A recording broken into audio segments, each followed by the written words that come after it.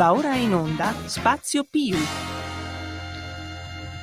Buonasera a tutti dallo Spazio Più, professionisti imprenditori uniti, chi vi parla il vostro sparacazzate preferito, a fianco a me Mimo Magnetta, presidentissimo.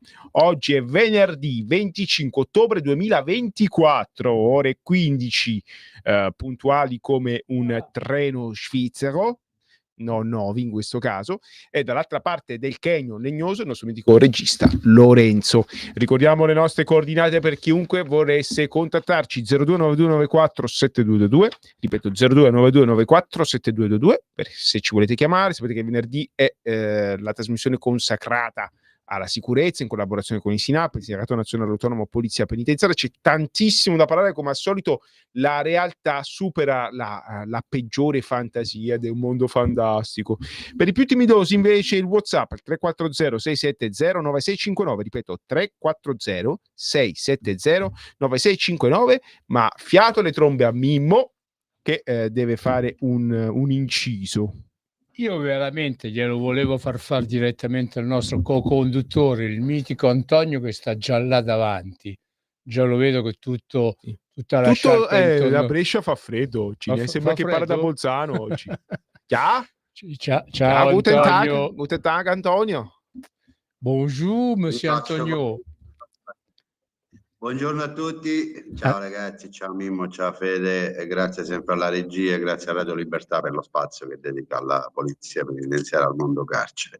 Dimmi tutto, Mimmo, allora, sono curioso. L'altra settimana io ho intervistato il professor Costantino Eretta, che è stato vice sindaco del comune di Sarzana. La Spezia. La Spezia, si provincia di La Spezia, perché non tutti sono imparati come Mimo che sanno dove è Sarzana. Sono i caproni come me che ci devi dire che è la provincia. La Spezia è in Liguria, pensate un po'. Ecco, la Liguria domenica e lunedì andrà al voto per le regionali, perché deve essere rieletto il Consiglio regionale. Allora, è il presidente della regione in questo caso. È elezione diretta, scusate. E allora volevo chiedere a te, caro Antonio Fellone, vice segretario generale aggiunto del SINAP, ma soprattutto coordinatore Dipartimento Carceri e Polizia Penitenziaria della Lega per Salvini Premier, di fare appunto un annuncio in cui appunto tu inviti tutti i tuoi colleghi in divisa e anche tutti quelli che lavorano nell'amministrazione penitenziaria a dare il voto appunto a questo nostro amico, che appunto è il professore Costantino Eretta, specializzato in c'è un sacco di specializzazioni, chirurgo, insomma luminare della sanità, della salute, che ha deciso di donarsi alla politica. Gli abbiamo chiesto perché lo fa, lui dice: qui io curo le persone, ma non basta solo curarle a livello fisico e mentale, bisogna anche curare la comunità, e questo gli fa onore davvero.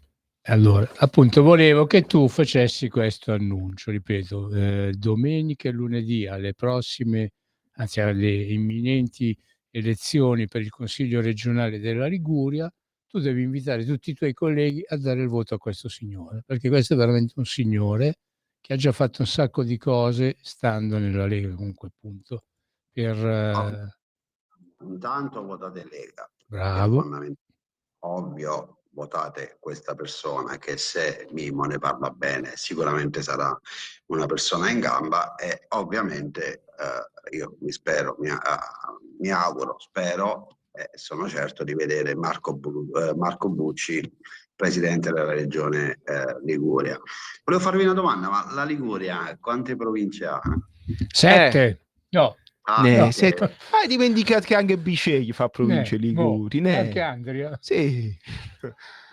Lo chiediamo ad Orlando, che lo sa benissimo. La risposta giusta, quindi lasciamo stare, dai, stendiamo quello pietoso. Ovviamente i miei colleghi già sanno, ma sono certo, perché c'è il centrodestra, ragazzi, soprattutto in questo periodo storico dove è nato il partito antipolizia, no? Che adesso in Italia c'è il partito antipolizia, formato dai sinistri soliti e tanti extracomunitari che oggi si sentono i padroni a casa nostra, no? Io sto guardando tante interviste, una la vedevo l'altro giorno dove c'era questo, si diceva che era un criminologo o qualcosa, diceva che l'Italia è un paese razzista, che la polizia italiana è una polizia razzista, siamo messi veramente bene, un altro po', andiamo via noi, E facciamo Adesso posto a allora, chi arriva, no? A certo, proposito, certo. sì, a proposito di questo, volevo fare una piccola intro perché giustamente mi ero preparato per una volta una scaletta con un'introduzione di cose importanti, cultura generale, però cultura che da generale, da storia, è una storia che tocca a tutti noi. La storia siamo noi, no? Così diceva una canzone Vabbè, molto famosa. stringi, vai al Allora, dunque, domani, boh. attenzione, domani carissimi ascoltatori, 26 ottobre 1954, 26 ottobre 2024 sono 70 anni di ritorno di Trieste all'Italia.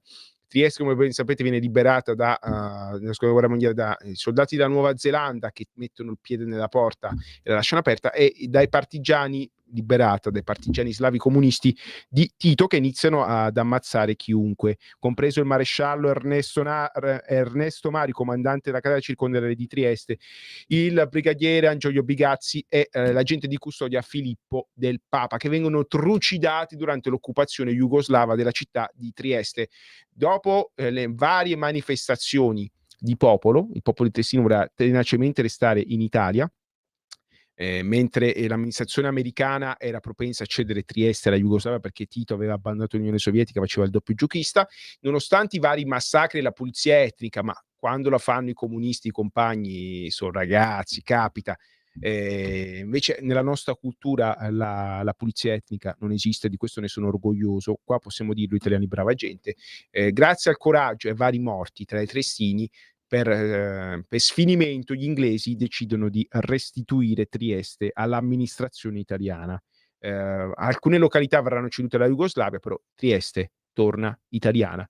E uno può dire qualsiasi cosa dell'Italia, è un paese che ha miliardi di problemi, tuttavia tra Trieste e la Belgrado comunista dell'epoca, dove non si poteva fiatare nella Jugoslavia di Tito e finivi infoibato oppure nel Goliotto con campi di concentramento speri della circolazione, io non avrei avuto dubbi da che parte stare. Dalla tua patria, dove parli comunque la lingua che vuoi, che può essere l'italiano o il dialetto triestino, e in un posto dove eri costretto a imparare il serbo-croato, anche se eri sloveno o bosniaco, insomma, figuriamoci se eri italiano, ed era una colpa.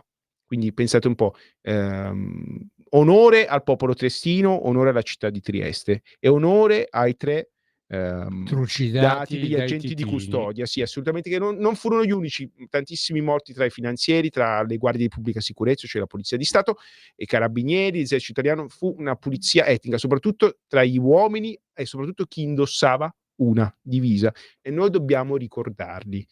Seconda cosa, velocissima, poi diamo la linea, però noi siamo sempre dalla parte dei lavoratori, tutti. E quello che è successo a Bologna, dove due operai giovani allo Hanno stabilimento perso la vita. hanno perso la vita, di cui uno è 37enne, ha 2 anni più di me, e come me aspettava un bambino, lui suo figlio non lo vedrà mai, è una cosa che mi ha colpito molto. La Toyota ha deciso addirittura di mettere tutti in cassa integrazione e chiudere lo stabilimento. Beh, noi parliamo di sicurezza, facciamo sindacato però, e non abbiamo dubbi con chi schierarci. Noi ci schieriamo con i lavoratori della Toyota e ci auguriamo che le istituzioni intervengano, perché non è possibile che per la mancata sicurezza di un'azienda addirittura ci debbano rimettere 2 vite umane e tutti i posti di lavoro, sia ben chiaro. Terza cosa, velocissima, ancora solidarietà al poliziotto di Verona. Verona è una città molto cara, nemmeno a fare apposta, il poliziotto che per sventare un accoltellamento da parte di un immigrato maliano gli ha sparato 3 colpi, uccidendolo. L'ha tinto, come si dice in gergo, davanti alla stazione di Verona, una stazione che frequento anch'io per andare in Veneto. Sì, è obbligato per andare a Vicenza a fare scalo a Verona, e soprattutto frequenta quel povero pugliese di mio padre che fa il pendolare, lavora a Verona, e magari poteva essere lui l'accoltellato, o magari anche qualche assessore del PD. No, scusate, là è impossibile. Tuttavia, poteva finirci una persona qualunque. E là voglio vedere se c'era il comune di Verona a fare le fiaccolate con la diocesi a favore dell'assassino, perché di questo stiamo parlando. Qua nessuno chi è senza peccato scagli la prima pietra, nessuno è senza peccato. Tuttavia, tra l'assassino e una persona che si è difesa, e poteva essere chiunque, c'è capitato un poliziotto in mezzo, anche qua non abbiamo dubbi, come dice Antonio Fellone, dalla parte dei poliziotti tutti. E questa volta ci siamo, e poi da qua parte questa ennesima medaglia consegnateci dall'Europa. Non solo il popolo italiano subì nel 1954 una pulizia etnica da parte dei partigiani slavi comunisti. Non solo ci troviamo atti efferati in tutte le città d'Italia in continuazione, che sia metropoli o provincia, con soggetti che girano con coltelli e tutto, tu agisci per difenderti e ti ritrovi da persona che si deve difendere a imputato, a colpevole, cioè è davvero la mistificazione assoluta. Veniamo, insomma, Antonio, qua, visto che ci sei tu, dirigente del sindacato, 22 anni di sindacato sulle spalle, te lo chiedo a te, 23. Pardon, le forze dell'ordine italiane sono razziste, sono tutte, parliamo di finanza, carabinieri, parliamo di polizia di Stato e anche della polizia penitenziaria, perché la polizia penitenziaria è una forza dell'ordine italiana, persino Mattarella c'è rimasto. Allora è vero, qua le forze dell'ordine italiane sono razziste. Fede, intanto volevo riallacciarmi sul discorso di Trieste. È proprio in questo giorno che vogliamo dedicare la trasmissione alla polizia penitenziaria italiana razzista. Volevo ricordare comunque Matteo De Menego e Pierluigi Rotta, ammazzati brutalmente da quel signore, non ricordo la nazionalità, comunque straniero, Leandro Augusto Meran, qualcosa del genere, che tra l'altro a febbraio 2024 è stato assolto perché è dichiarato non capace di intendere e di volere. Ecco, questa è un'altra bella notizia per noi italiani e per noi che indossiamo una divisa. Per due colleghi morti ammazzati, questo assolto perché è stato dichiarato incapace di intendere e di volere. Ecco, questa è la polizia razzista italiana, questa è la polizia razzista italiana che nel quotidiano nelle carceri è costretta a combattere, no? Contro la stragrande maggioranza di popolazione detenuta che non ne vuole assolutamente sapere di rispettare le regole.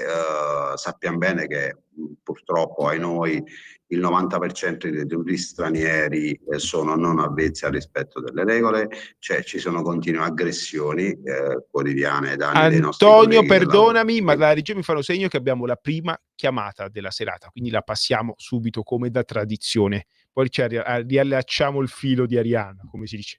Riprendiamo il filo di Arianna in questo caso. No, la Meloni. No, la Arianna, quella della mitologia greca. Buonasera, chi è? Da dove chiama? Buonasera, sono Carmen e chiamo dal Veneto. Più che chiacchierare vorrei porvi dei quesiti in merito sia alle forze dell'ordine, in quanto vi stavo ascoltando e condivido il pensiero, sia per quanto riguarda i penitenziari italiani. Oggi andando su Google, come tutti noi possiamo andare, cercavo i carceri più duri dove ci sono maltrattamenti e quant'altro si dice oggi, no? Caso strano, ne sono elencati 15, Russia, Cina, eccetera, eccetera, e quando arriviamo all'Europa c'è anche la Francia col carcere La Santé, che significa salute. Ma di Parigi, sì, il carcere di Parigi, quello vecchio, il San Vittore di Parigi sì. Si chiama La Santé. Benissimo, e in quel carcere di salute proprio non ce n'è, e questo tutti gli ascoltatori che vogliono fare una ricerca sul tema possono tranquillamente trovare, quindi non so chiacchiere ma sono dati di fatto. Io oggi, sentendolo dalla viva voce dei protagonisti, in quanto ho svolto 35 anni di lavoro in ambito penitenziario, sia minorile che negli adulti, nei centri di servizio sociale come tirocinante e come volontaria, quindi sono a contatto anche con le famiglie dei detenuti, gli stessi protagonisti, come i nomadi, i rom o come desideriamo chiamarli, dicevano che il carcere migliore era quello italiano. Adesso io mi chiedo perché tutto, come mai la Francia, io mi chiedo, perché mi è venuto un dubbio ragazzi, la Francia si trova in Europa oppure no? La Francia al di sopra dell'Europa. La Francia al di sopra dell'Europa. È al di sopra? Sì. Come mai nelle altre carceri europee non ci sono lamentele come quelle italiane? Ci sarà un motivo? Ti facciamo dare la risposta da Antonio Fellone, cara Carmen. Antonio, riallacciamo il filo di Arianna, nemmeno a farlo apposta. Abbiamo un'interlocutrice molto attenta che dice: in Francia succede di tutto e di più, nessuno dice niente, i razzisti e i cattivi siamo sempre noi italiani, forse anche col governo de destra, ancora peggio. È perché in Francia ci sono i poliziotti, la gendarmeria che sono anche marocchini, algerini, tunisini, ci Ma stanno anche in tutti i Italia colori, ormai ci sì. sono carabinieri di colore, cinesini, ci sono tutte le razze anche da Io noi. ancora lo devo vedere un agente della polizia penitenziaria che è di colore, però. Antonio, poi, c'è una collega, come no. Ah, sì? No, ma detto questo, purtroppo in Italia, quando vediamo che vengono elette persone detenute in altri paesi, arrivano in Italia e diventano europarlamentari, ragazzi, ma di cosa ci vogliamo? Cioè, è la prima che quando esce sempre contro le forze di polizia o in generale contro il proprio paese, perché secondo me persone così non amano il proprio paese, di conseguenza non amano l'Italia. In Italia perché accade questo? Accade questo perché purtroppo ai noi c'è una parte politica che, come dicevo prima, è un partito antipolizia. Avocano a loro la possibilità di parlare di carcere quando il carcere non lo conoscono. Per strada si sentono in diritto di fare qualsiasi cosa e basta guardare le immagini di tutte le manifestazioni dove vediamo che continuamente i nostri colleghi che lavorano alla territoriale, fanno ordine pubblico, parlo di polizia di Stato, carabinieri, guardia di finanza, qualche volta noi, vengono aggrediti, umiliati, sputati in faccia e tutto è permesso. Poi se c'è una reazione, come è giusto che sia, perché ovviamente devi tutelare l'ordine pubblico, la polizia italiana è razzista, è violenta, perché volevo ricordare i fatti di Genova, no? I fatti di Genova, se ricordate bene, alla fine sono andati a processo un sacco di nostri colleghi e fortunatamente tutti assolti, perché voglio ricordare solo quello che è accaduto quei giorni a Genova, dove comunque poi ha perso la vita anche un ragazzo, e dispiace sempre quando un ragazzo giovane perde la vita, ma purtroppo è stata la conseguenza di quella che è oggi la nostra nazione, quella che è oggi una certa politica, è una politica di violenza, perché quando vedi che comunque i partiti di destra possono contestare o polemizzare su un qualcosa rispetto alla sinistra, rimane la parola, la voce, la si contesta, si fa polemica e chiuso lì. Dall'altra parte non esiste fare polemica o dire no, non siamo d'accordo, contestare, esiste la violenza. E noi viviamo nel quotidiano, quando ci sono poi manifestazioni, come ben sapete, organizzate da una certa parte, spesso, quasi sempre, si arriva alle mani, quasi sempre c'è l'aggressione fisica, l'avversione verbale a tutte le forze di polizia. Questo noi vediamo oggi in Italia, perché non può esserci dialogo con queste persone. Antonio, a proposito di dialogo, scusami se ti interrompo, ma abbiamo oggi i telefoni, le linee scottano e siamo felicissimi, allo 0292947222, abbiamo la seconda chiamata della serata. Mi dispiace interrompere il filo del discorso, no, però... anzi, mi fa piacere che ci ascoltano, no? Quindi passiamo subito alla chiamata. Buonasera, chi è, da dove chiama? Sì, buonasera, sì, proprio dal Piemonte. Allora, io sono veramente esterrefatta e spiaciuta tantissimo per come anche i giudici, i magistrati vogliono, indagare sui poliziotti che hanno fatto solo il loro dovere. Io sono veramente molto rammaricata e molto delusa da questi magistrati, perché questo poliziotto che si è difeso e ha difeso noi anche, perché ha difeso anche noi a Verona, poi i tafferugli che ci sono stati in Toscana, adesso vengono indagati in 10. Io sostengo che soprattutto anche i tafferugli sono dei centri sociali, eccetera, e sono d'accordo con l'onorevole Ziello che ha detto di presentare una proposta di legge che vanno chiusi per legge questi centri sociali, perché sono loro che fomentano. Adesso quello di Verona era un pazzo e va bene così. I vari tafferugli che vediamo sono fomentati, sono alimentati dai centri sociali. Allora questa piaga dei centri sociali è da finire. Carissima, scusa se ti interrompo, ma se chiudono tutti i centri sociali, poi Milano e Torino restano vuote, con tutti i centri sociali che ci sono. No, non scherziamo. No, è vero, purtroppo. Ma è una piaga che sono a carico della gente per bene, che la gente che lavora, la gente i pensionati, perché paghiamo noi queste case abusive che loro non pagano. Io ne conoscevo uno che era, perché poi sono gente di figli di gente buone famiglie, gente non morti di fame, quelli che bancicano nei centri sociali, è solo che non pagano la luce, non pagano il riscaldamento, non pagano nulla. Li dobbiamo poi foraggiare noi, e loro vanno a spaccare tutto quando fanno le manifestazioni. No, questo deve finire. Io sono d'accordo. Ziello ha detto una cosa, un intervento che ha fatto in Parlamento l'altro giorno: bisogna fare questa legge per chiudere questi centri sociali, che è la nostra piaga, perché sono loro che fomentano tutte queste manifestazioni che ci sono. Manifestare va bene, ok, perfetto, ma nessuno le dà il diritto di spaccare le teste o le auto, tutto quello che incontrano per la loro strada, sulla loro strada. Ecco, questo è sbagliatissimo, bisogna porre fine. Scusi, No, ha fatto bene. E ancora grazie. Dovere, grazie a voi, grazie a te che chiami, ci esprimi, insomma, diamo voce alla nostra gente, come dice lo slogan di questa radio. Noi siamo orgogliosi, è il nostro dovere fare questo. Antonio Fellone sa anche molto meglio di me che non solo vanno in giro a spaccare, fare, aggredire, spesso e volentieri vanno anche a cercare di assaltare carceri, come è successo a Torino per la vicenda dei Notav, come è successo in tantissime altre città, ma Antonio su questo è molto più esperto di me. No, Fede, io volevo riallacciarmi a quello che diceva la signora, e concordo in pieno. Effettivamente un qualcosa va fatto, degli interventi vanno definiti, semplicemente perché la situazione sta arrivando a un punto di non ritorno. Parlando del discorso del collega di Verona, per me è piena vicinanza. So che leggevo oggi che addirittura un gruppo di ristoratori ha fatto una raccolta per pagare l'avvocato al collega, perché siamo in Italia.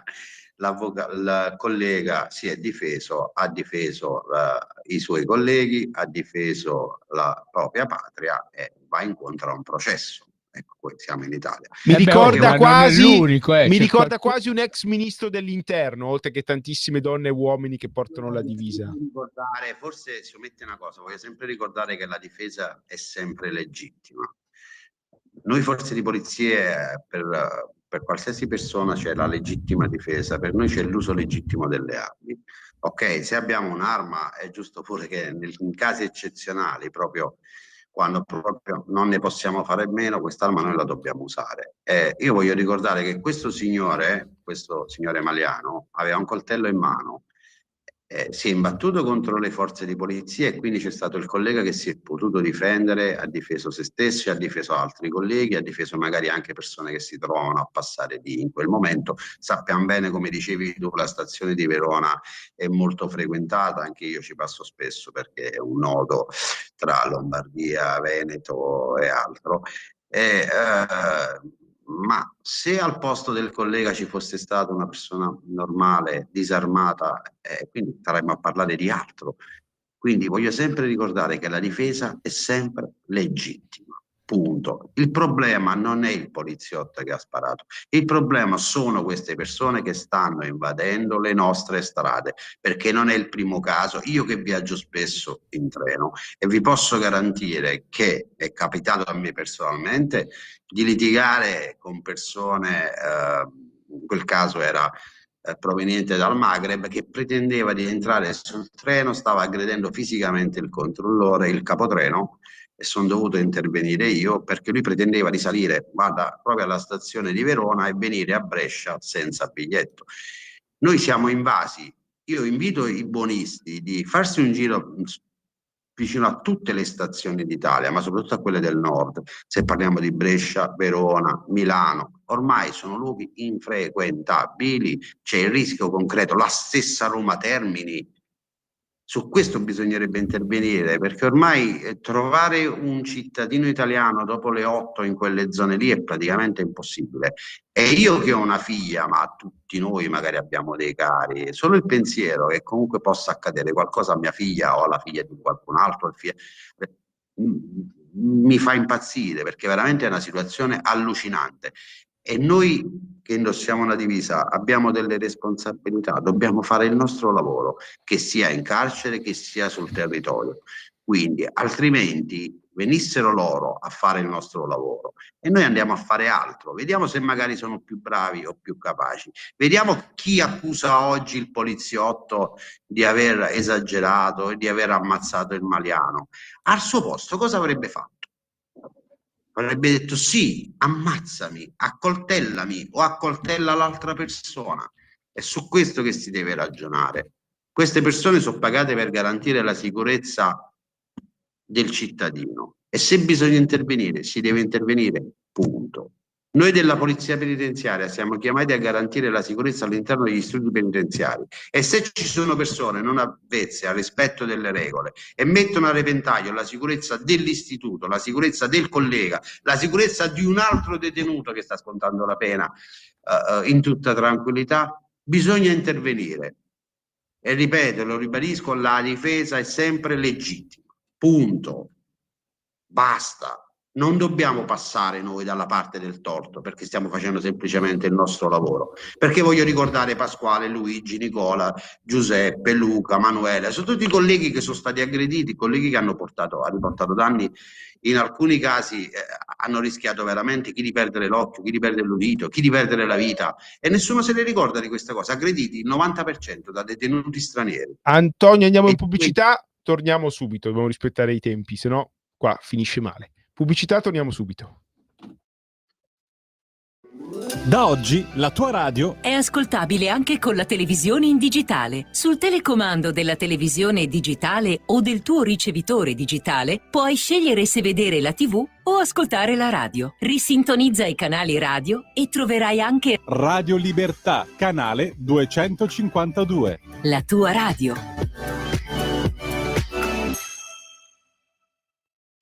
Un nuovo modo per sostenere la tua radio. Visita radiolibertà.net. Ti basta un click e potrai versare il tuo contributo volontario direttamente online. Potrai donare con ogni tipo di carta di credito, anche prepagata. Ti aspettiamo online su radiolibertà.net. Sostieni la tua radio con il tuo contributo volontario. Radio Libertà. La tua radio. Diamo voce alla nostra gente.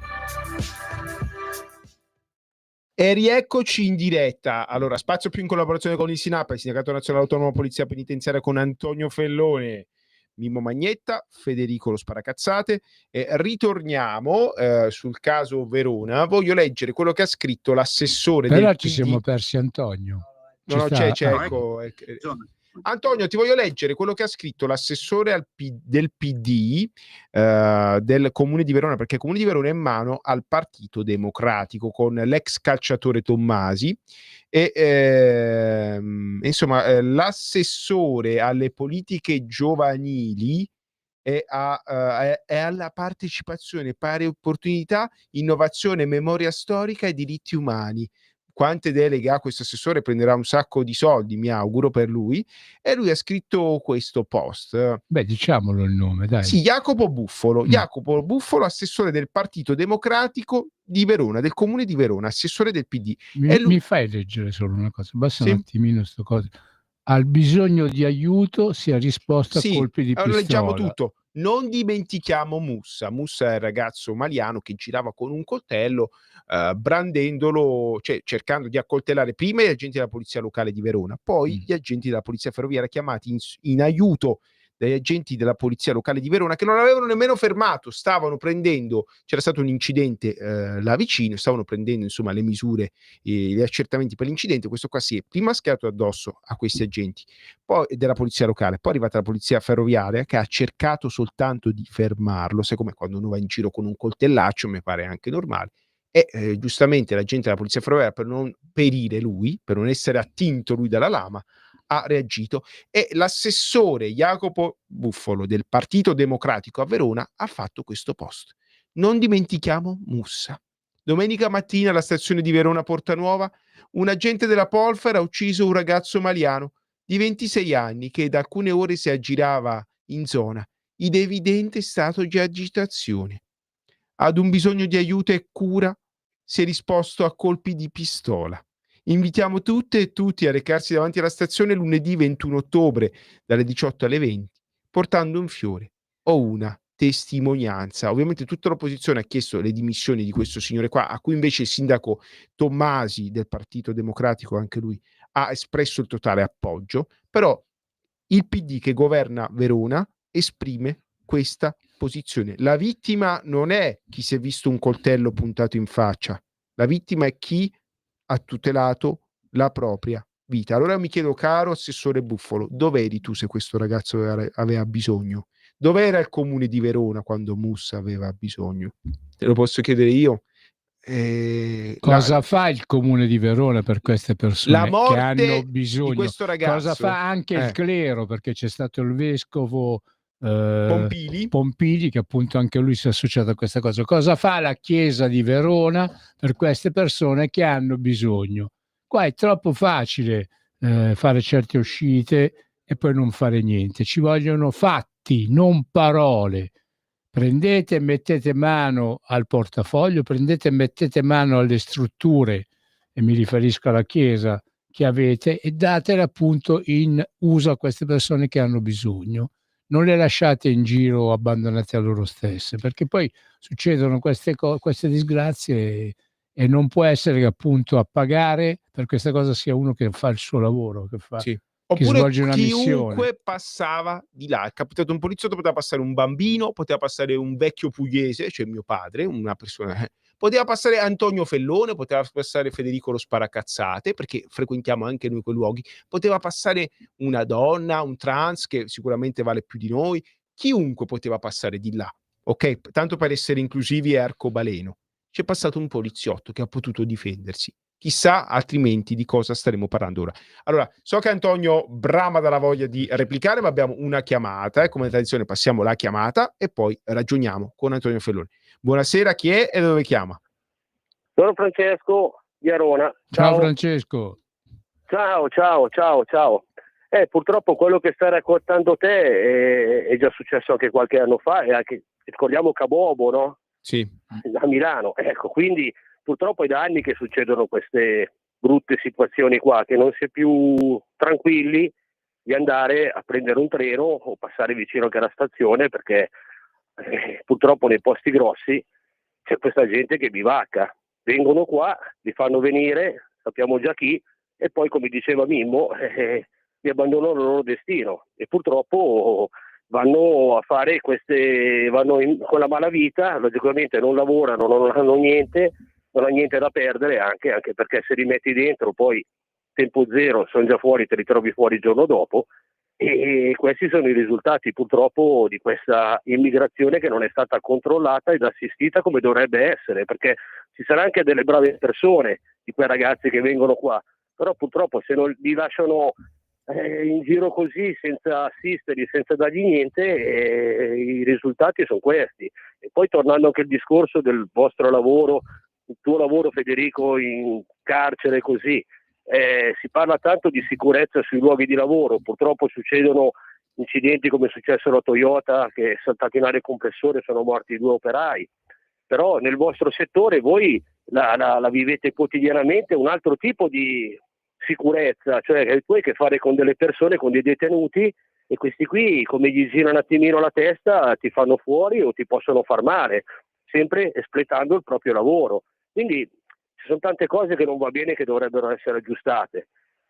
Speriamo insomma che si faccia qualcosa, perché ormai di questi episodi ce ne sono tanti. Quotidianamente col vostro settore penitenziario ogni giorno c'è una sfilza di questo è stato, gli hanno sparato, gli hanno accoltellato, l'altro l'hanno preso, la calci a pugni, gli ha spaccato un orecchio, la faccia e tutto, sta scappando via di mano, anche perché purtroppo le guardie penitenziarie non hanno gli strumenti adatti, famigerato taser io dico, per poter sopperire a queste esigenze, a queste carenze qua e questi episodi che sono, non te lo puoi aspettare da un momento all'altro. Uno, se va a fare il lavoro tipo il mio, può succedere una disgrazia, ma io non rischio la pelle come la rischiate voi, quindi speriamo che insomma si riesca un attimino un po' a fare qualcosa per sistemare queste cose. Grazie. Io vi saluto e vi ringrazio, buon weekend, e mi raccomando, Grazie a te, Grazie. grazie a te, un abbraccio. Allora Antonio, ritorniamo a noi. Allora, Polizia Italiana razzista, il Partito Democratico, insomma, con un suo esponente di punta a Verona che dice era un ragazzo che aveva bisogno, si è risposto con la pistola.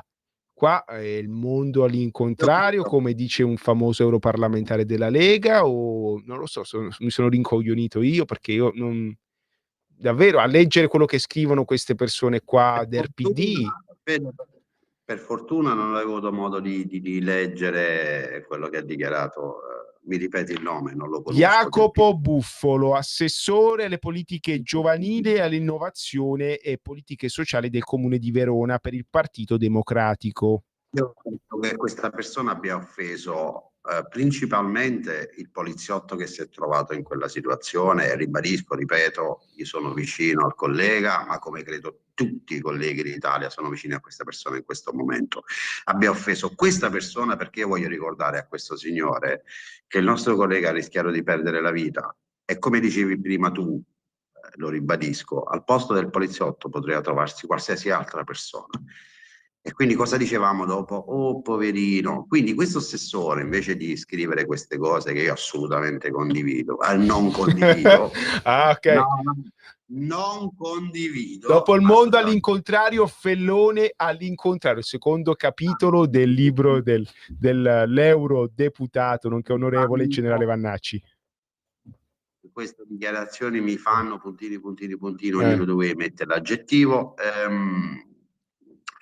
Direi a questo signore di attivarsi affinché riporti un po' di civiltà nella stazione di Verona, come dovrebbe fare l'amministrazione di Brescia con la stazione bresciana, l'amministrazione milanese con quella di Milano, perché magari questo signore non è mai stato alla stazione di Verona dopo le 8, ma già dopo le 7 di sera, oppure magari verso le 10, 10 e mezza, 11.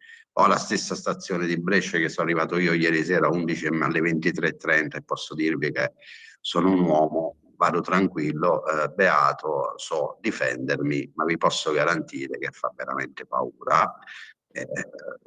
Quindi invece di sparare queste cose, e mi fermo qui, andasse invece a portare vicinanza e solidarietà alle forze di polizia che operano sotto la stazione di Verona, oppure nelle carceri di Verona, oppure in altri posti di Verona, che si fanno veramente un mazzo così ad avere a che fare con certi personaggi, perché qua non si tratta di cura o altro, perché noi siamo pagati per garantire la sicurezza, ripeto, i colleghi della territoriale sul territorio nazionale e noi della polizia penitenziaria all'interno degli istituti penitenziari, quindi ci devono far fare il nostro lavoro. Non ci devono ammanettare, noi dobbiamo avere le mani libere per fare il nostro lavoro, altrimenti trovassero loro un'altra soluzione, altrimenti questi signori, e purtroppo a noi ce ne sono tanti sul territorio nazionale, se li portassero a casa loro, li curassero loro, ok? Io non posso permettere che il nostro paese, il mio paese, non posso permettermi di pensare minimamente che il nostro paese, cioè mia figlia o tua figlia o la figlia di qualcun altro, la sorella, non posso andare in giro dopo una determinata ora a casa mia perché ci sono questi personaggi. Quindi ci desse lui la soluzione, l'assessore Buffolo. Ce la desse lui la soluzione, oppure magari andasse lui in stazione a una determinata ora o sul territorio o nel carcere di Verona, che nel quotidiano anche lì accadono delle situazioni particolari causa presenza di questi signori, che voglio ricordare che fino a qualche anno fa negli istituti penitenziari non accadeva ciò che accade oggi, semplicemente perché qualche anno fa negli istituti penitenziari non c'era il numero di detenuti stranieri che abbiamo oggi. Non c'era assolutamente questo numero. Oggi arriviamo in istituti con l'80% di presenza di detenuti stranieri. E soprattutto, Antonio, con problematiche psichiatriche. Antonio, sono loro i protagonisti degli eventi critici. Fede, tu ne sai qualcosa. Il problema comunque è la polizia razzista, come ci dice l'Europa. A proposito di razzismo, poi quando sono in stragrande maggioranza le persone che vengono da fuori, non riesco a capire come fa a essere razzista. Forse è una questione di tonalità di mascara. Non lo so. Passiamo all'ennesima chiamata di oggi. Buonasera, chi è, da dove chiama? Buonasera, sono Rosanna, chiamo da Milano. Volevo dire un po' la mia sulla questione di cui state parlando. Io sono una donna lavoratrice pendolare. Lo scorso anno ero in treno e metro per circa 1 ora e mezza al giorno e solo Dio sa quello che ho visto. E io non mi sento di invitare gentilmente chi può a fare qualcosa. Io mi sento proprio di dire che è uno schifo. Non si può aver paura di andare a lavorare, anche perché dicono che l'Italia è una repubblica democratica fondata sul lavoro. È vero o no? Sì, così è scritto. E quindi non bisogna aver paura di andare a lavorare per certa gente che non lavora e non sa neanche che cos'è il lavoro. Quello è il guaio, no? Tutte queste persone che l'alleanza Confindustria, CGIL e Caritas hanno voluto in Italia, perché ecco perché vincono nel nord, perché c'è questa alleanza che è quasi impossibile da sconfiggere quando si coagula, cioè sempre. Hanno voluto queste masse di persone qua pensando, vengono a lavorare, vengono a fare i lavori che i nostri non vogliono più fare. In verità è stata una concorrenza a ribasso, sono venuti grazie a questa enorme massa di persone che poi purtroppo di lavoro... Sono venuti e mi pagano la pensione a me. Davvero, non me ne sono accorto. Sono risorse che mi pagano la pensione. Io ho visto che non lavorano tutti quanti, molti si sono dati anche a business, come mi ha scritto qualcuno, a business, ad affari poco legali, ma forse è un'impressione distorta mia. Eppure ogni giorno si fanno blitz, addirittura su egiziani a Catanzaro che organizzano immigrazione clandestina. Cioè, io fossi l'Andrangheta mi sarei offeso che a casa mia uno viene a organizzare a rubare il lavoro. No, non è giusto. Ma come ho letto in una delle peggiori sezioni di Caracas, non c'è più la mafia di una volta. O no, Antonio? No, guarda, la cosa che deve far riflettere, no? Noi siamo a casa nostra, noi siamo uno dei paesi più belli al mondo. Abbiamo veramente una cultura che va oltre la bellezza del nostro gran paese e oggi abbiamo un problema che non riusciamo a risolvere. Questo è un qualcosa che ti deve far riflettere, perché gli italiani siamo stati sempre avanti su tutto e lo sappiamo bene. Un paese all'avanguardia, un paese che a livello di clima, di strutture, di storia, di cultura ci invidia tutto il mondo e non riusciamo a risolvere un problema che ci sta nel quotidiano aggredendo sempre di più. Antonio, fermo là, abbiamo un altro ascoltatore, diamo la precedenza agli ascoltatori, fermati. Buongiorno, chi sei, da dove chiami?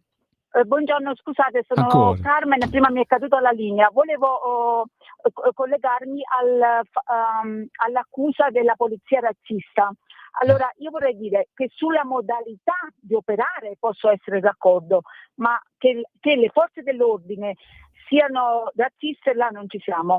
O un collega può essere empatico o meno, avere una modalità invece di un'altra, questo ci siamo, perché logicamente è la persona, no, dietro la divisa che opera nella legge, però ad arrivare ad accusare le forze dell'ordine che sono razziste, no, non ci siamo proprio. Non ho altro da dire, perché non penso che ci sia altro da dire in merito a questo. Grazie, sì. Gentilissima ascoltatrice. Antonio Fellone. Oggi le linee scottano bollenti. Scusa, ma tu cosa ti senti di dire? Cioè, tu sei nata nella provincia a Caserta, no? Ma tu puoi essere razzista, un terronazzo come te può essere razzista, oppure come quest'altro che c'ho a fianco io o io medesimo. Guarda, io credo che l'Italia sia il paese dell'accoglienza, a prescindere. Ci tengo a fare una precisazione. Noi qua non accusiamo tutti gli stranieri, per l'amor del cielo, perché io credo anche voi, io, tutti abbiamo amici che provengono da altre nazioni, che sono arrivati in Italia, lavorano, pagano le tasse, persone per bene, che si sono ambientate, rispettano le nostre leggi, rispettano la nostra religione, anche se non sono della stessa. Quello che mi fa incazzare a me è che poi parlano di razzismo quando noi stiamo parlando di persone che, a parte parliamo di un paese dove il ministro degli interni, solo per aver fatto il proprio lavoro, sta rischiando 4 anni. 6 anni, Antonio. 6 anni di carcere, no, intendevo, sono 4 anni che va avanti questo processo e rischia 6 anni di carcere. Questo è già un qualcosa di allucinante. Ma detto ciò, parliamo di persone che arrivano illegalmente in Italia, ok? Dove, diciamo prima, dietro ci sono le mafie che ci guadagnano, ci sono tante associazioni che ci guadagnano, vabbè, mi fermo qui.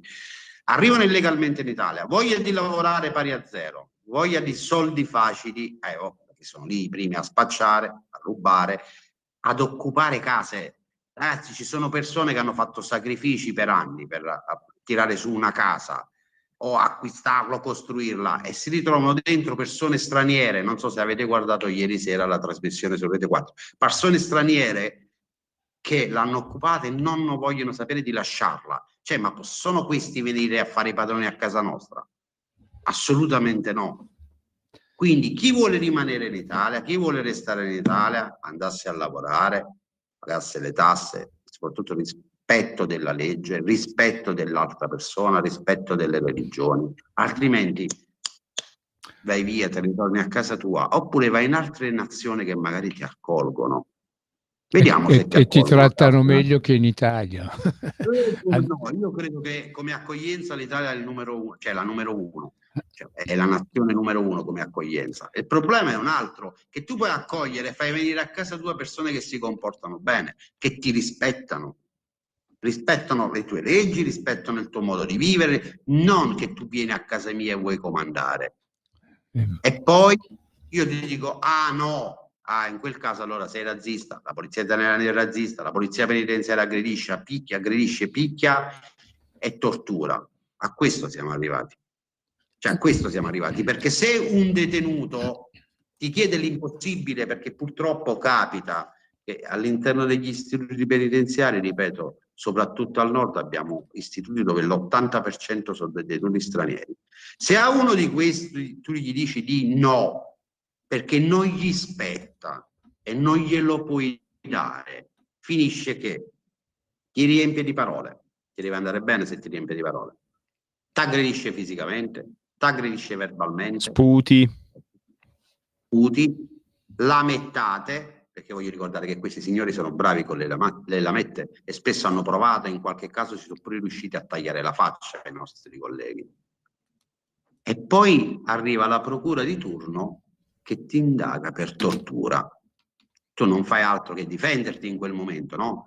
C'è l'uso consentito della forza, ti stai difendendo. Indagato per tortura.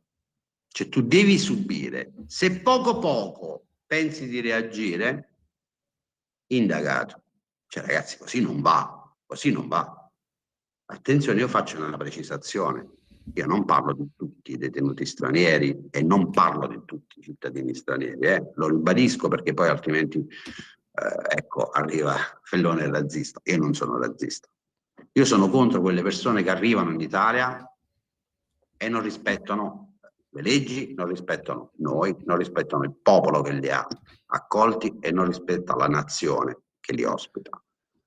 Per me questi devono tornare a casa loro. Antonio, una domanda. Mentre venivo qua... E per i delinquenti che sono in carcere, a casa, perché siamo stanchi. Antonio, mentre venivamo qua, io e Federico... Antonio, mentre venivamo qua in radio, io e Federico parlavamo che ci sono ulteriori novità dal pianeta carcere, che ci sono state problematiche in Campania. Sì, leggiamo, abbiamo un articolo. Leggiamo l'articolo allora, di quello che è accaduto ad Avellino, cioè cose turche in questo caso, però non siamo in Turchia, siamo in Campania, che ricordiamo fino a qualche anno fa era la regione modello a livello penitenziario in Italia, invece ora è tutto l'esatto contrario, tra cui anche il carcere di Avellino era un esempio. Leggo da Avellino Today: spedizione punitiva in carcere, agenti sequestrati e detenuto mutilato. A generare il caos sarebbe stato un gruppo di alti carcerati, i sindacati, la sicurezza interna è completamente saltata. Scene di guerriglia nella serata del 22 ottobre nel carcere di Avellino, dove c'è stata una violenta lite tra detenuti e uno di loro ha subito la mutilazione dell'orecchio, cioè cose alla Mike Tyson, uno direbbe.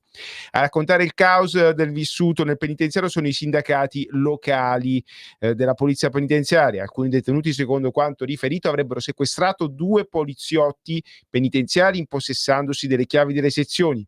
Successivamente si sono spostati presso un altro reparto e avrebbero aggredito violentemente un detenuto, provocandogli una mutilazione all'orecchio e varie ferite. Insomma, qua si dice che gli episodi sono sempre più frequenti. Federico, tu mi dicevi che era successo anche qualcos'altro di cui appunto Antonio era a conoscenza. Sì, è vero, sì, Antonio? sì, purtroppo c'è avuto uno strascico l'episodio. Dovrebbe esserci l'articolo, purtroppo a noi il detenuto sembrerebbe sia morto. Quello mutilato? Quello senza orecchio? Sì, quella vittima dell'aggressione, sì. E sono detenuti, tanto per non essere razzisti, sono detenuti italiani questi, così almeno diamo pace, facciamo contenta l'Europa. In questo caso sì, sono detenuti italiani che c'era una guerriglia, credo, tra clan rivali e si è arrivati a questo. Guarda, se lo cerchi tu che hai il PC davanti, puoi cercare l'articolo, il detenuto sembrerebbe che sia morto, quindi mi dai conferma tu se trovi l'articolo. Purtroppo a noi una bruttissima notizia, ecco, ma questo ti fa capire quanto è difficile fare il nostro lavoro. Qua non parliamo però, attenzione, di aggressione al personale di polizia penitenziaria, qua parliamo di guerriglia interna tra clan, che quello che accade all'esterno poi arriva all'interno. È una situazione molto molto molto pesante. E se questo, Antonio, è l'inizio, vuol dire che appunto ci potrebbe essere un bel proseguo. Mi sembrano ritornate indietro a qualche decennio fa le galere italiane, dove morire in galera era all'ordine del giorno. Questo dobbiamo dire grazie a una certa politica, perché Avellino a me risulta, nonostante i solleciti del sottosegretario Stellari e la circolare, Avellino a me risulta che le sezioni sono ancora aperte. Quindi, infatti, i problemi principali stanno accadendo dove c'è ancora qualcuno che non chiude le sezioni come disciplinato da una circolare dipartimentale. Quindi su questo io più di tanto non voglio aggiungere, perché comunque ci saranno delle ispezioni, sicuramente ci saranno delle richieste di chiarimento. Posso solo dire che comunque l'amministrazione in merito ha già reagito, prevedendo comunque una missione, un invio di personale in missione presso l'istituto di Avellino, quindi su questo già c'è stata una reazione da parte dell'amministrazione. Peraltro, ragazzi, purtroppo ai noi, ripeto, bisognerebbe un attimo sedersi a un tavolo e capire cosa fare nella gestione di detenuti particolari, perché ad oggi, ripeto, a noi i numeri sono altissimi, perché il problema non lo risolvi spostando il detenuto da Monza a Brescia, da Brescia a Napoli, da Napoli a Caserta o Avellino, Monza o Milano. Il problema lo risolvi prevedendo altre dinamiche, prevedendo altre soluzioni, che non è quella comunque di spostarle, perché così non risolvi il problema, ma sposti il problema. E ci sono istituti capaci di contenere certi elementi, istituti ai noi per problemi strutturali, per problemi di deficit di personale, non sono capaci a gestire certi detenuti. Statisticamente possiamo dire che effettivamente i detenuti con problemi psichiatrici e detenuti non avvezzi al rispetto delle regole, che non gliene fregano nulla di quelle che sono le istituzioni, di quello che è un regolamento, ai noi ne sono tanti. Questo non significa che tutta la popolazione detenuta non è avvezza al rispetto delle regole, assolutamente, perché comunque c'è gran parte della popolazione detenuta che comunque rispetta quello che sono i regolamenti, sono avvezza al rispetto delle regole. Però purtroppo ai noi è alta la percentuale di detenuti che non ne vogliono proprio sapere di rispettare i regolamenti, le discipline e chi indossa una divisa all'interno degli istituti penitenziari, quindi lo Stato. Antonio, il tempo è tiranno e anche oggi manco a fare apposta volata via. Noi vogliamo ringraziare tutti gli ascoltatori che ci hanno chiamato, perché è una trasmissione, è un servizio che noi facciamo per chi ci ascolta, per far uscire insomma la voce di chi lavora nel campo della sicurezza, dei problemi della sicurezza che vivono tutti i cittadini e non cittadini, tutte le persone che ci ascoltano da tutto il mondo, dalle Alpi all'Oceano Indiano e anche oltre, che sanno che qualsiasi colore della pelle c'hai, se ci sono problemi di sicurezza, li viviamo tutti. Quindi voglio ringraziare Mimmo Magnetta, nostro regista Lorenzo, tutti da Terni, precisiamolo. tutti voi che ci avete ascoltato a casa, grazie, e soprattutto Antonio Fellone, a cui facciamo fare la chiusura. Vabbè, intanto ribadisco, come abbiamo aperto prima, un forte abbraccio e vicinanza al collega della Polfer di Verona, perché noi siamo con te, assolutamente siamo con te. Grazie alla regia Lorenzo.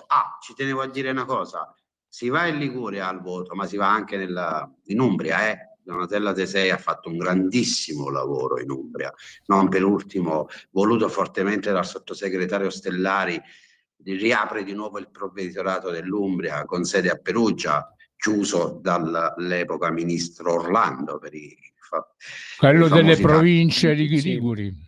Sì, quello delle 5 province liguri. Antonio, però scusa, ma dobbiamo stringere perché qua altrimenti sforiamo. Grazie a Mimmo, viva la polizia penitenziaria, viva tutte le forze di polizia e viva il SINAPE. Buonasera a tutti. Ciao.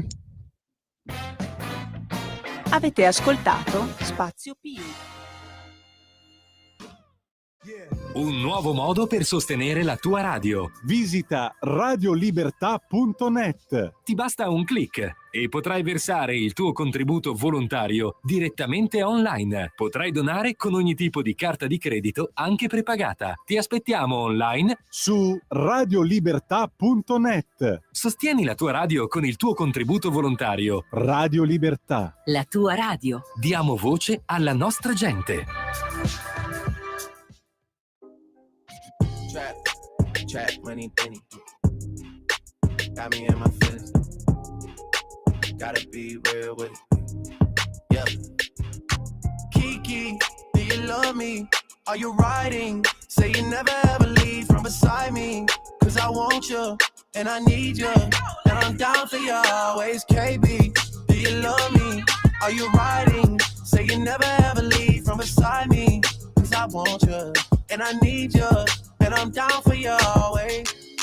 But the new me is really still the real me. I swear you gotta feel me before they try and kill me. They gotta make some choices, they running out of options. Cause I've been going off and they don't know when to stop. And when you get the I see that you've been learning. And when I take you shopping, you spend it like you earned it. And when you popped off on your ex, he deserved it. I thought you would've won from the jump, that confirmed it. Trap money, Benny. I buy you champagne, but you love some Henny. From the block like you Jenny. I know you special, girl, cause I know too many. Risha, do you love me? Are you riding? Say you never ever leave from beside me. Cause I want you, and I need you. And I'm down for you always, JT. Do you love me? Are you riding? Say you never ever leave from beside me. Cause I want you, and I need you. And I'm down for you always. Ooh, bad. Then we kissing in a wave, kissing in a wave, kissing in a wave. I need that black card and the code to the safe, code to the safe, code to the safe. I show 'em how to network, Netflix and chill. What's